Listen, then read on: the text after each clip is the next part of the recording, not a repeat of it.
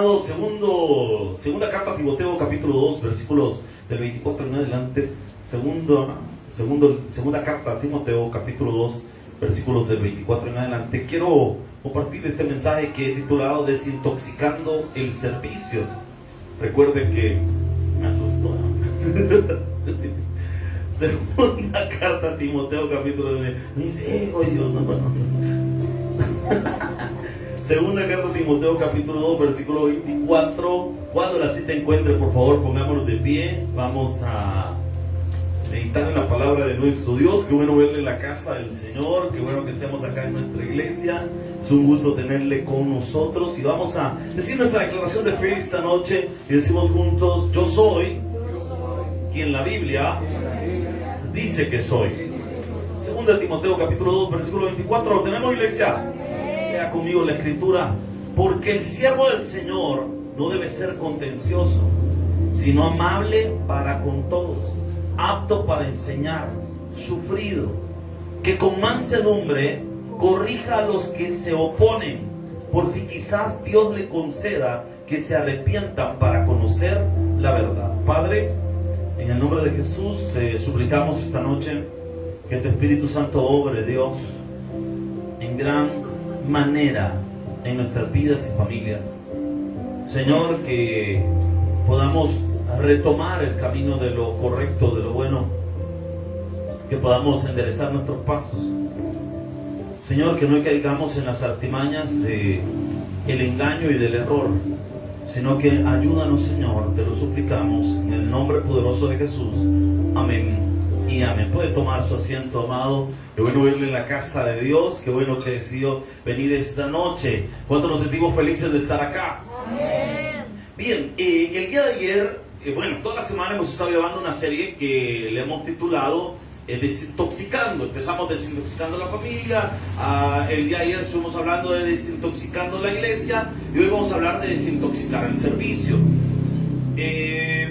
Quiero ser muy enfático en decir que el sermón de ayer y el de hoy son gemelos, lo decíamos ayer, porque una cosa lleva a la otra. Hablábamos de dos palabras que parecen medicina, y les decía de la ortopraxis y la ortodoxia. Explico cada una de ellas. Cuando hablamos de ortodoxia, estamos hablando de buenas enseñanzas, o lo que en la Biblia le llamamos la sana doctrina. Y también tenemos la ortopraxis. ¿Y qué es la ortopraxis? Son las buenas prácticas. Si hay una buena doctrina, por ende, habrá una buena práctica. Son consecuentes. No puede haber una sin la otra. No puedo tener buenas acciones sin tener buenas enseñanzas. Y no puedo tener buenas acciones sin primero haber aprendido cosas buenas. No sé si me estoy dando a entender, iglesia. Entonces, decía que estos dos son gemelos. El día de ayer vimos algunas de las semillas de Satanás que tratan de infectar a la iglesia para torcer la enseñanza de la iglesia, y de esta manera pues que la iglesia actúe mal, porque si la enseñanza es mala, si nos conducen a lo malo, obviamente nuestras acciones serán conforme a lo que hemos aprendido. No sé si me estoy dando a entender. Ahora bien, hoy vamos a hablar de cómo debería funcionar la iglesia, y también vamos a hablar de las cosas que contaminan, o las acciones que contaminan el buen servicio. Y esto es bien importante, porque hoy en día muchas personas han sido lastimadas dentro de una congregación porque hay conductas inadecuadas, tanto de las personas que nos congregamos dentro de una iglesia, como de las personas que lideramos una iglesia. Yo le he dicho a usted, y se lo he explicado en otras ocasiones, que mi jurisdicción hacia usted es de la puerta para adentro. Es decir, yo acá tengo jurisdicción para enseñar la palabra, pero fuera de estas puertas, usted decide si hace o no hace lo que enseñamos. Usted, es su decisión, es su vida. Yo no voy a llegar a su casa a revisar cómo está su casa, porque entonces cuando esas conductas invasivas comienzan a ocurrir, ya no estamos dentro de una iglesia, sino dentro de una secta. ¿Aló? Cuando las sectas se caracterizan por controlar la vida de sus miembros. Es decir, nos metemos en todo en la vida de nuestros miembros, y eso ya es una conducta sectaria. Y nosotros debemos entender qué es lo que la Biblia enseña. Y de eso quiero hablarle en esta hora. Así que hoy, para todos los que le servimos a Dios, hoy vamos a aprender cómo servirle correctamente y detectar la artimaña de Satanás que quiere contaminar la iglesia, o en este caso el servicio. Dice la palabra, segunda carta a Timoteo capítulo 2 verso 24, acompáñame por favor. Porque el siervo del Señor, es decir, el que le sirve a Dios, no debe ser contencioso. Vale, me apunto, hermano. Todo el que le sirve a Dios no debe ser pleitista. Se lo voy a traducir y se lo voy a poner un poco más claro. Bochinchero, hermano. De esos hermanos pleitistas que no se quedan callados, que tiran indirecta, que hablan mal de otros, que pelean entre los demás. Eso no debería ser, hermano. Porque quiere decir que hay una semilla que está intoxicando el cuerpo, y esa toxicidad del cuerpo se está manifestando en pleito, en contención. Cuando la Biblia enseña y dice, el siervo del Señor no debe ser contencioso. Yo le he contado a usted, una vez estaba predicando en una iglesia, uno, gracias a Dios, le dan el privilegio de poder compartir un mensaje en otra congregación. Uno está acostumbrado a lo que sucede y pasa en la iglesia que uno pastorea. Pero cuando va a otra parte, uno es un invitado y uno no tiene ahí jurisdicción, ni mando, ni nada. Uno ahí va a predicar nada más. Y me recuerdo que llegué a esa congregación, el templo era de esta manera, era solo hacia acá, y la puerta de entrada estaba al fondo. Y me recuerdo que yo estaba predicando la palabra, y el pastor de esa iglesia estaba sentado en una silla a un lado mío, y empecé a predicar. Y mientras predicaba me dio cosa, empecé a ver hacia la puerta y veo a dos servidores, a dos voluntarios de esa iglesia que se estaban agarrando, hermano, pero como que si les habían puesto el ring. Imagínense lo incómodo para mí que yo estar predicando y ver hacia afuera y ver a dos hermanos. Empiezan, hermano. Pero como quedan gastos de techo, hermano. Y yo me quedé así como vuelvo a ver al pastor y el pastor me dice, siga, usted siga, hermano. Qué pena. ¿Cómo es posible que esas cosas pasen en una congregación? Porque lastimosamente hay personas que están contaminadas con una semilla de Satanás. Porque empezó a ser contencioso, empezamos a pelear, a discutir. Y una cosa interesante es que al diablo le interesa que estas cosas pasen. Me recuerdo de otro pasaje, de otra vivencia, de una hermanita que comenzó a llegar a una congregación. Y como la hermana era muy dinámica, muy despierta, muy de servicio, pues empezó a servir, a meterse, a trabajar en la iglesia, etc. Pero de repente desconozco qué situaciones se dieron, pero el resultado no es cristiano, no es bíblico, no es correcto, no debería haber pasado. Entonces, de los pleitos que hubieron, esta hermanita, ella vendía lociones. Ella se dedicaba, era comerciante y vendía lociones. Y lastimosamente, personas que con la mente contaminada, con la mente enfermiza, ella no les caía bien. Mire, yo entiendo que uno no es moneda de oro para caerle bien a todos. Vea al hermano que tiene la par, probablemente le caiga mal. Por eso las hermanas la sentaron a la par. Para que limen las perezas, hermano, ¿me entiende? Mire, es normal. No quiero irme a los extremos, pero es normal que haya personas que no se agraden del todo, pero el arte de ser cristiano es aprender a llevarse bien con todas las personas. El arte del buen cristiano es el arte que Jesús practicó. Tenía a Judas en medio de sus discípulos y aún así se sentó con Judas a comer. Jesús no le tiraba indirectas a Judas, le enseñaba.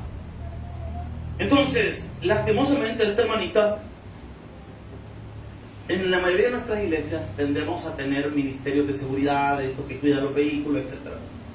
Pero hay una red de corrupción ahí, porque a la hermanita le abrieron el carro en la iglesia, le quiebran su mercadería en la iglesia, y nadie vio nada, y nadie vio nada.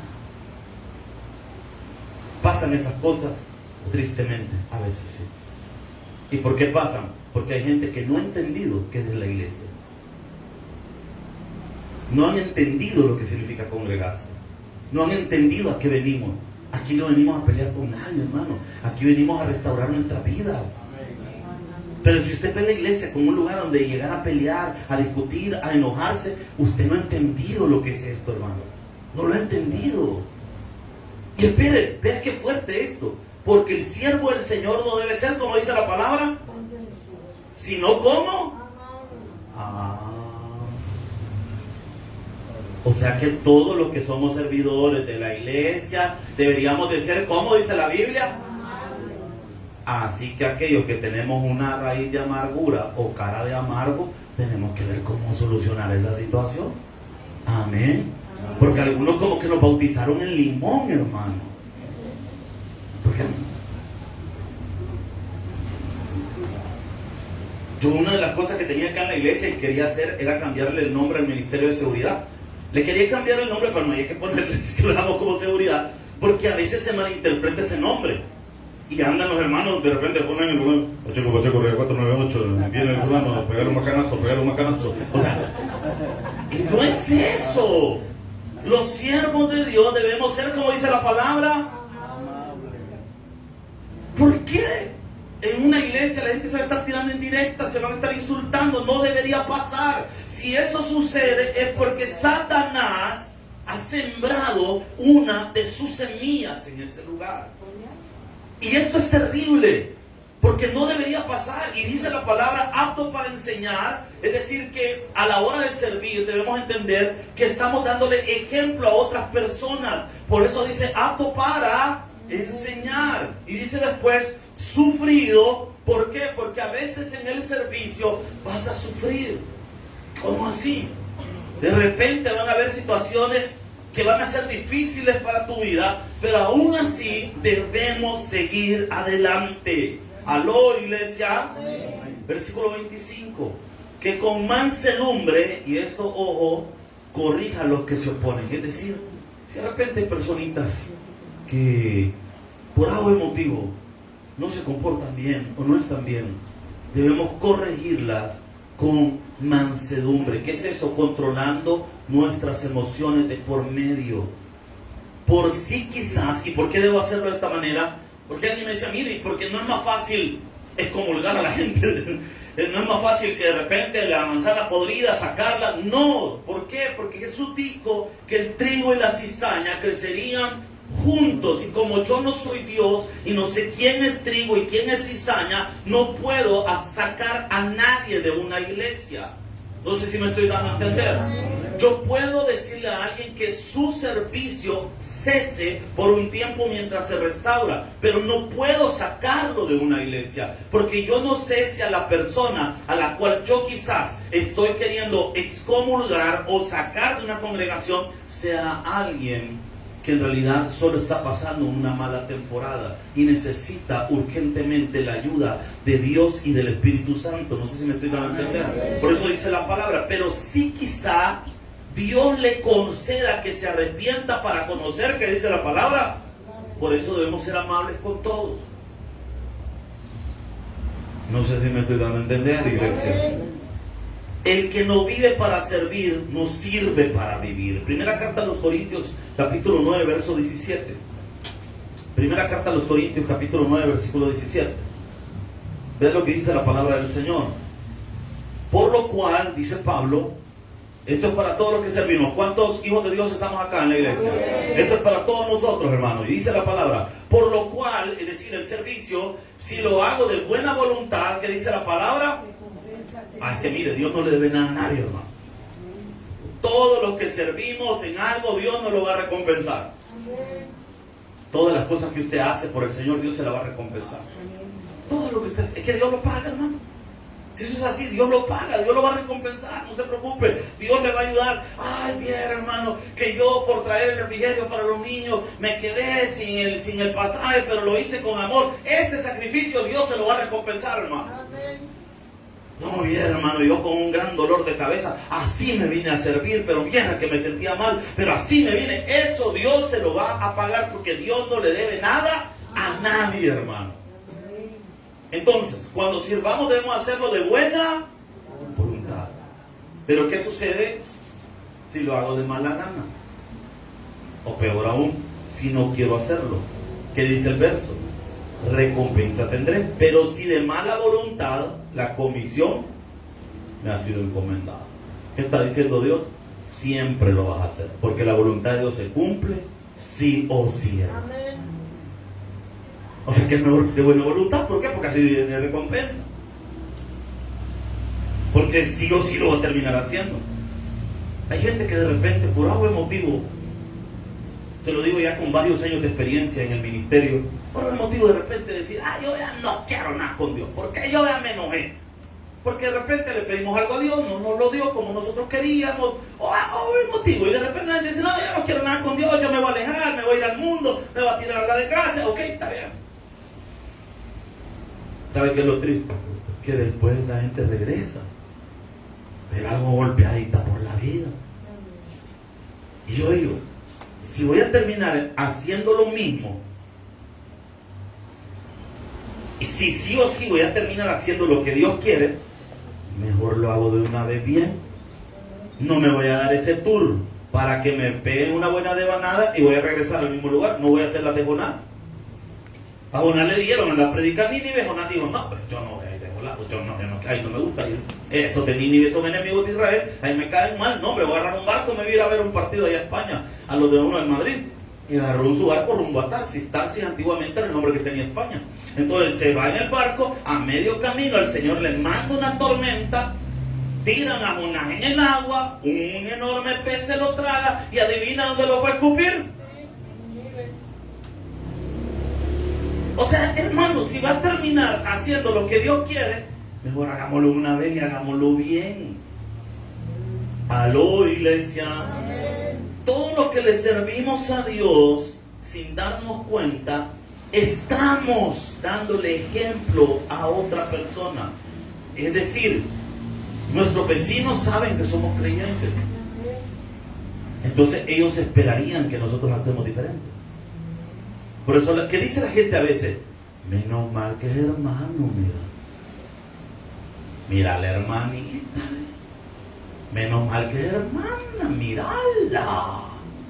Y uno se enoja cuando le dicen algo a uno. Y uno dice, pero mi vida, pero si yo estoy buscando a Dios, yo soy perfecto. Sí, pero en el fondo, esa gente tiene algo de razón. Amén. Porque ellos esperan que usted y yo seamos diferentes.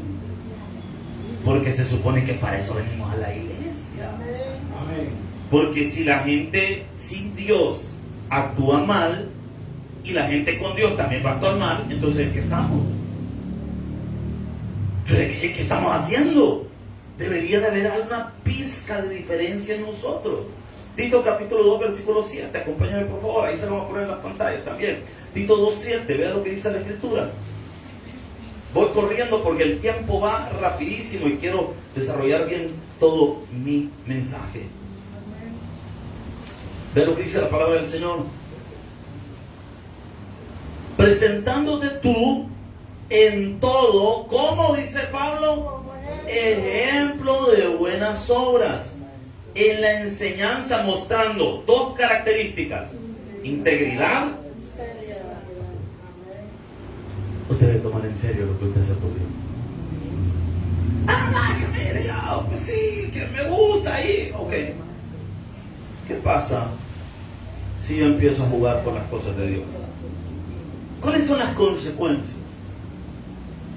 Y esto se lo quiero decir para que tomen muy en serio las cosas de Dios. No lo vean como juego. Las cosas de Dios no son juegos. Lo de Dios no es juego. Yo quiero hacerle conciencia, porque es mi deber como predicador, el hacerle conciencia de las consecuencias de jugar con las cosas de Dios. Quiero decirle que lo tomen muy en serio. Mateo capítulo 18, versículo 6. Entremos en materia. Quiero hablarle, voy a tomar 3 pasajes que van a hablar de las consecuencias de servir mal. ¿Y a qué le llamamos servir mal? Tomar como juego las cosas de Dios. Ser mal ejemplo.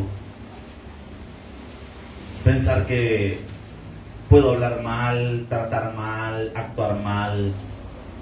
Y se me olvida que hay gente que me está viendo. vecinos. Cuando venimos en el transporte público, de repente nos ven con el loguito de la iglesia. Andamos el logo en nuestro vehículo. ¿Qué pensaría usted? Ver un logo de nuestra iglesia de repente entrando a un lugar donde venden bebidas alcohólicas. Mira al hermano, ve, con el gran logo del tabernáculo parqueado fuera del Williams. Mira el varón de Dios donde anda. Y le servimos de chiste a la gente, los hacen memes. No agarran de pila en redes sociales. Pero eso es lo de menos. Con Dios. Porque que la gente se burla de nosotros por hacer cosas indebidas es hasta una consecuencia, pero ¿y Dios? ¿Qué opinará de estas cosas? Versículo número 6, Mateo 18:6. ¿Lo tenemos, iglesia? Amén. Lo veo algunos preocupados, hermano. Mira al hermano que tiene la par, si lo ve preocupado y le arrepiente. Versículo número 6. Y cualquiera, ojo lo que dice ahí, y cual, o sea, sea usted nuevo en la fe, sea usted pastor, sea usted líder de grupo, sea usted lo que sea dentro de la iglesia, cualquiera.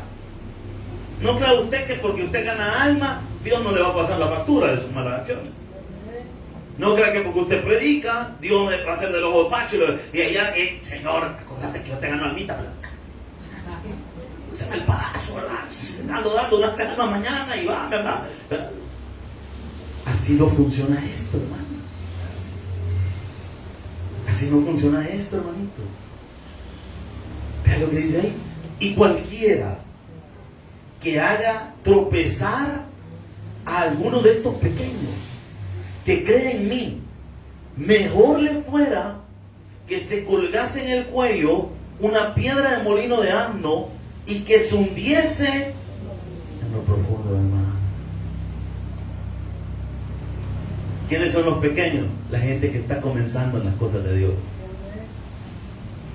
El que se acaba de convertir. Yo le he contado a usted que yo recién llegué a la iglesia. Y yo me acuerdo cuando llegué a la iglesia, ya, año 2005, 2006. Yo pensaba que en la iglesia todos los hermanos eran ángeles. Yo pensé que todos eran ángeles, santos y santas.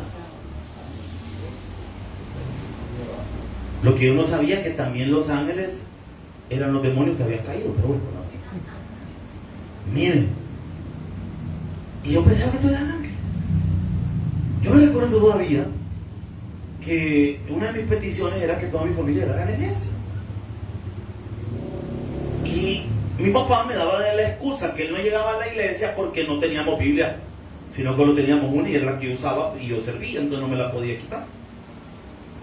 Y yo, como en aquel momento no tenía ni trabajo, no tenía nada, ni ahorro, ni nada, yo cantaba aquel cántico espiritual, no tengo dinero, no sé cuánto. Entonces, mira, pues yo le dije a los hermanos, como siempre se ora antes del culto, el encargado del ministerio siempre preguntaba, ¿tienen peticiones? Y yo di mi petición. Yo dije, hermano, yo quiero orar por una Biblia. Y yo expliqué mi razón de mi petición. Y el hermano dijo que sí, que orara, y orar. Y oraron.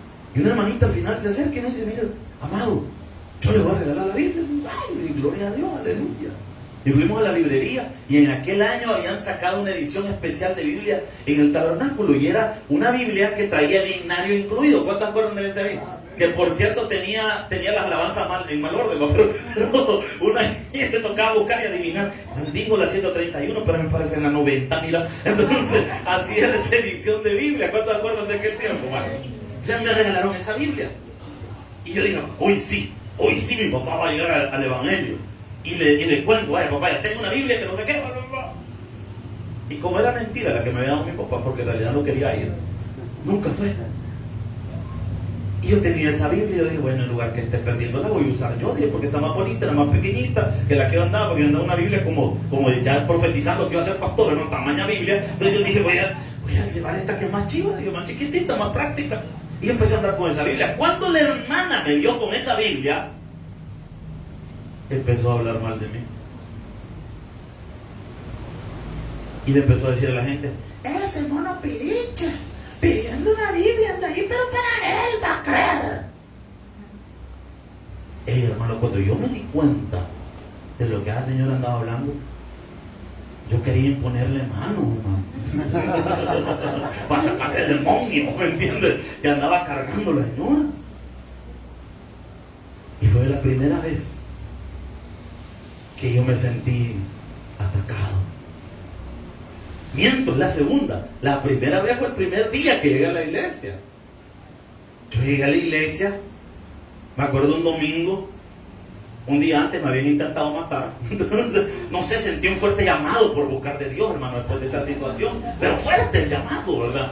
Entonces, como Dios me había hecho el milagro, que no me hicieran nada, porque por andar de burro me voy a meter en una zona peligrosa, casi me matan. Y cuando salí de ahí, gracias a Dios, yo dije, no, yo tengo que buscar de Dios.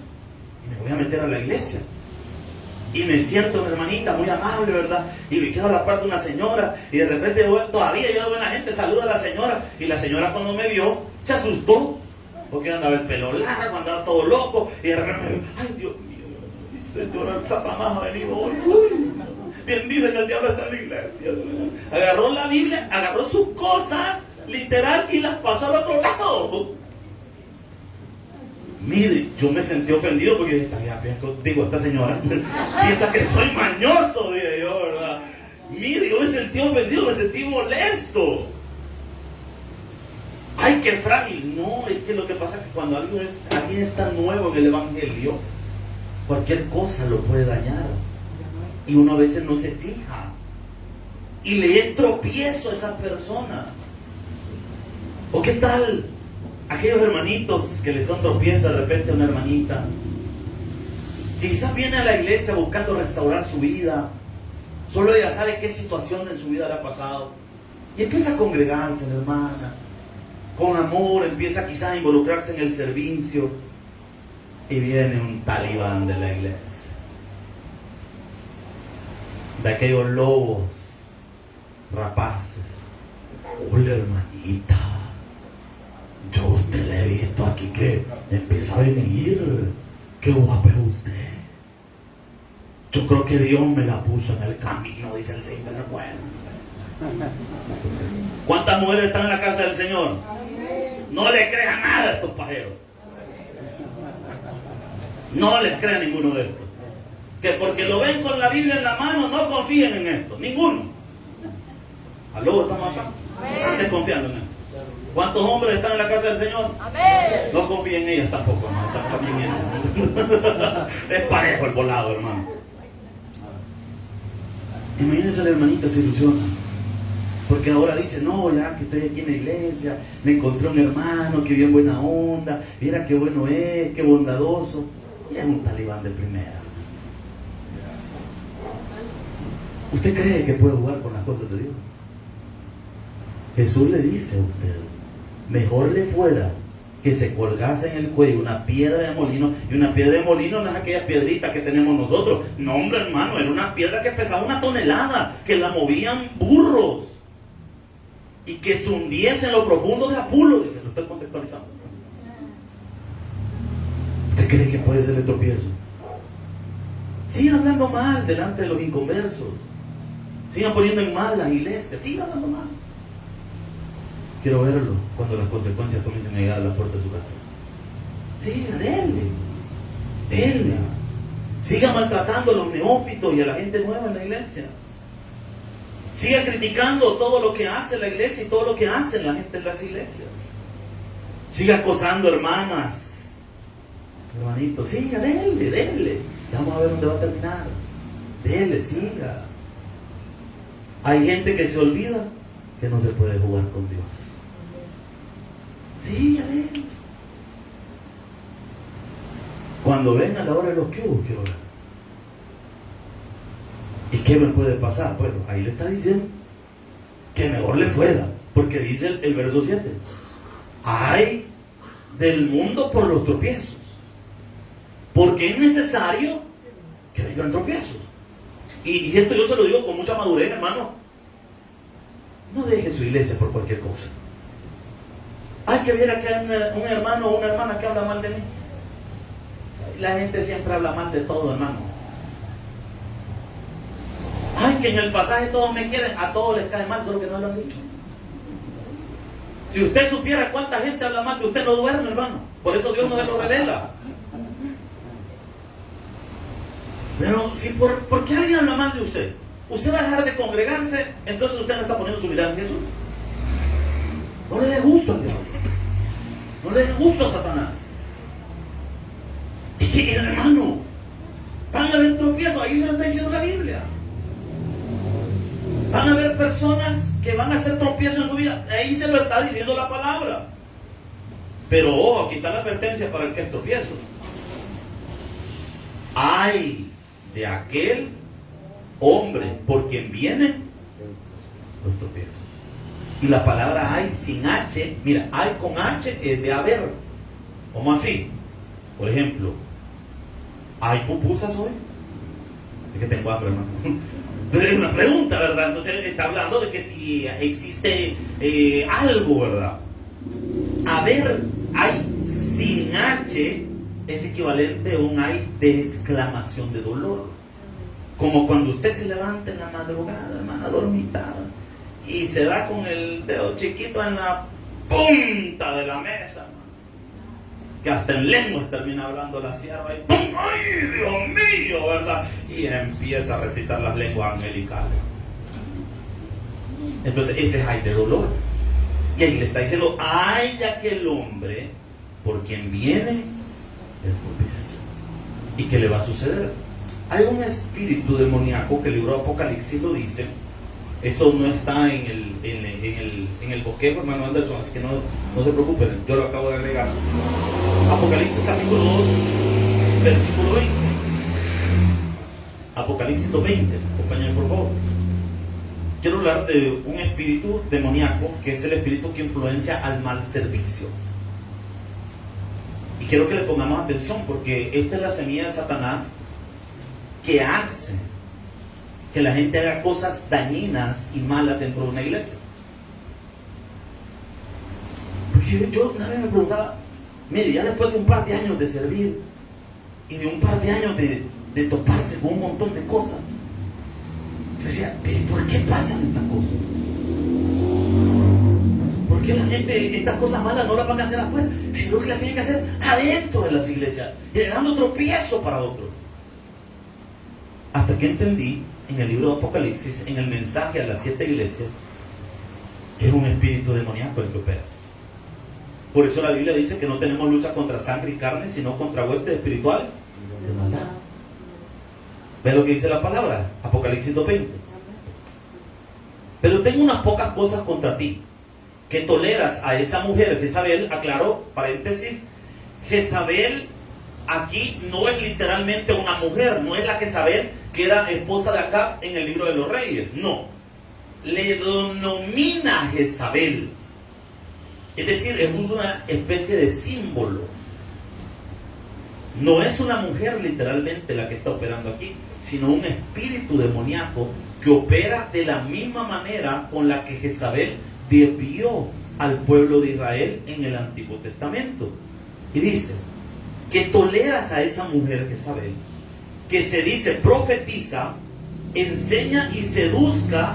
Y vea qué fuerte esto, hermano, porque, o sea, esto es lo difícil de Jezabel, que seduzca a mis siervos a fornicar y a comer cosas sacrificadas a los ídolos. ¿Qué es esta Jezabel? Así como la Jezabel del Antiguo Testamento llevó a Israel a la idolatría y a la inmoralidad, aquí se representa a alguien o a algunas personas que dentro de la iglesia promovían prácticas similares, es decir, habían torcido la enseñanza y estaban promoviendo libertinaje dentro de la iglesia. En pocas palabras, es un falso liderazgo religioso, porque se hace llamar profetiza. Es decir, que esta persona afirma que habla en el nombre de Dios. pero Dios en ningún momento la llamó. O sea que este es un espíritu de confusión que promueve entre la gente el actuar mal, el moverse mal dentro de una congregación. Pero ¿qué es lo que le va a suceder a las personas que se dejan seducir por este espíritu demoníaco? Versículo 21. Y le he dado tiempo para, ¿qué dice la palabra? Es que mire, el hecho que ahorita no le ha pasado nada no quiere decir que no le vaya a pasar. Y esto hay que tener mucho cuidado, hermano. Porque hay gente, mira, una vez encontré a unas personas en una consejería hace muchos años atrás, que me decía la gente, me pasaron una consejería, y me decía, mira hermano, fíjese que antes que yo me portaba bien, no me iba bien, fíjese. Pero ahora que me porto mal, mira que bien me va, digo, hermano. Más tornillo que mandada a hacer. ¿Se entiende el hebreo tornillo? Entonces, esta persona, ella ya Satanás le había minado la mente. Y ella pensaba que entre más mal se portaba, más mal le iba. Más bien le iba. Pero lo que no entendía esta persona, que ese lapso entre portarnos mal y hacer y deshacer, y la consecuencia, ese intervalo de tiempo, es el que Dios nos permite para arrepentirnos. No es un acceso a seguirnos portando mal, es un tiempo para arrepentirnos. No, si viera, ayer hice algo malo, mira aquí estoy, nítido, nada me ha pasado. Es que usted mal interpretado las cosas, que no le ha pasado nada, es porque Dios le está dando tiempo para que recapacite y cambie. Amén, hermano. Aquí todos pongamos nuestras barbas en remojo. Si algo malo hemos andado haciendo y todavía no nos ha pasado nada, no es porque Dios nos exoneró del castigo, es que Dios nos está dando tiempo para arrepentirnos. Aló, iglesia. Y dice, y le he dado tiempo para que se arrepienta. Pero aquí está el problema, pero no quiere arrepentirse de su fornicación. 22. He aquí, yo la arrojo en cama y gran tribulación, y a los que con ella adultera, si no se arrepienten de las malas obras. Aquí está el problema. Aquí es donde empiezan las cosas a ponerse crudas. Porque dicen, yo la voy a herir, dice el Señor. Y dice el 23, y a sus hijos heriré de muerte, y a todas las iglesias sabrán que yo soy el que escudriña la mente y el corazón, y os daré a cada uno según. Fuerte, hermano. ¿Qué está diciendo el Señor? Si no se ponen quietos ustedes solos, yo lo voy a poner quieto. Así que, hermanito, yo le pregunto algo. ¿Qué estamos esperando para cambiar? ¿Qué estamos esperando para que las cosas se arreglen? Miren, hay un viejo adagio que dice, el inteligente enseña y el otro, te pongan el nombre, a palo. Si Dios habladito nos está diciendo, mira, cambiemos, hermano, de un solo, sí, hombre, está bueno, Señor, démosle, hagamos lo que usted dice. ¿Para qué vamos a experimentar las consecuencias si podemos librarnos de eso arreglando las cosas? Como cuando usted le llaman y le dicen, mire, no debe tanto, ¿cómo podemos arreglar? Ahí tiene que aprovechar usted. Fíjese que yo, ¿cuánto hay que pagar mensual? $20, no puedo, 5 pesos le puedo dar. Ya llegó un arreglo. Con Dios se puede hacer igual. Cuando está la advertencia hablada, ahí es de aprovechar y decirle, vaya Señor, si es cierto, me está portando mal, Señor, ayúdame. ¿Qué pasa si yo tomo a juego las advertencias de Dios y hago y deshago o vivo mi vida a mi manera? Primera carta a los Corintios 11:27. No te preocupes, la lluvia va a pasar cuando vayamos saliendo. Ahora, primero Dios. 1:27, ¿lo tenemos, iglesia? Dice la Escritura: de manera que cualquiera que comiera este pan o bebiera esta copa del Señor indignamente será culpado del cuerpo y de la sangre del Señor. Explico. En primera carta a los Corintios 11 es la celebración de la cena del Señor. Los corintios, por su influencia de pensamiento greco-romano, es decir, de lo griego y lo romano, ellos, cuando Pablo les enseñó que había que celebrar una fiesta llamada la Santa Cena o la Acción de Gracias, ellos se trasladaron a su contexto. En el contexto greco-romano las fiestas eran excesos. La gente se embriagaba. Algo así como la fiesta que hacemos normalmente aquí en Latinoamérica. Y había comida, pero mire, los romanos tenían una locura. ¿Saben qué les gustaba hacer a los romanos? Comer tanto, pero tanto, que vomitaban. ¿Y saben para qué vomitaban? Para seguir dándole. Esa era la fiesta que hacían las personas con influencia greco-romana. Pero aquí viene el detalle. En la iglesia, estos estaban haciendo lo mismo. Entonces Pablo les dice: señores, ¿qué están haciendo? Ustedes están mal. Porque la Acción de Gracias o la Santa Cena es una celebración solemne que representa el cuerpo y la sangre de Jesús. Y deben respetar la adoración al Señor, el servicio de la iglesia. Pero si yo vengo y no me interesa lo del Señor y lo tomo a juego, dice la palabra: de manera que cualquiera que comiera este pan o bebiera esta copa, es decir, participa del servicio, será culpado del cuerpo y de la sangre del Señor. 28. Por tanto, pruébese cada uno a sí mismo. ¿Qué está diciendo Pablo? Analice cómo está haciendo las cosas. Cada quien tiene que ver si las cosas las está haciendo bien o las está haciendo mal. Aló, iglesia. Cada uno de nosotros debe analizar: ¿será que estoy haciendo bien las cosas de Dios o las estoy haciendo mal? Cada uno de nosotros que somos servidores. ¿Cuántos servidores en la casa del Señor estamos? Analice cómo ha estado su servicio este año. Por eso cada uno, dice la palabra, pruébese a sí mismo y cómase del pan y bebe la copa. 29. Porque el que come indignamente, sin discernir, sin entender el cuerpo del Señor, que dice que come juicio, come y bebe, y aquí están las consecuencias. Y esto analícelo.